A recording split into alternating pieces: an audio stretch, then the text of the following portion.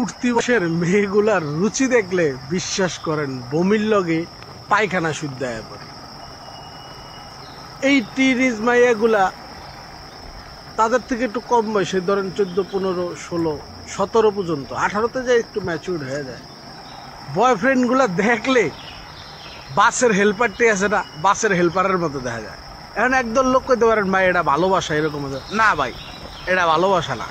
এটা হলো কি জানেন, বান্ধবীর কাছে গপ্প মারানোর বেলায় যে আমার একটা বয়ফ্রেন্ড আছে, আমি একটা বান্দর পালি, ওই বান্দরটারে আমি যেমনে যা কই ওই বান্দরটা এমনি এমনি নাচে।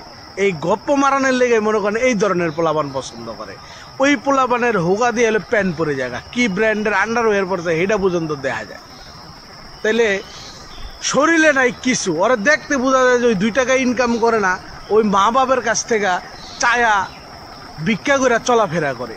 আত্মীয় স্বজন, পাড়া প্রতিবেশী, আবার মনে আছে বন্ধু বান্ধবের টি-শার্ট প্যান্ট পিন্দাও ঘোরাফেরা করে। ওরা দেখলেই বোঝা যায় ওর কি এর গার্লফ্রেন্ড থাকবো, ওর গার্লফ্রেন্ডের দরকার কি?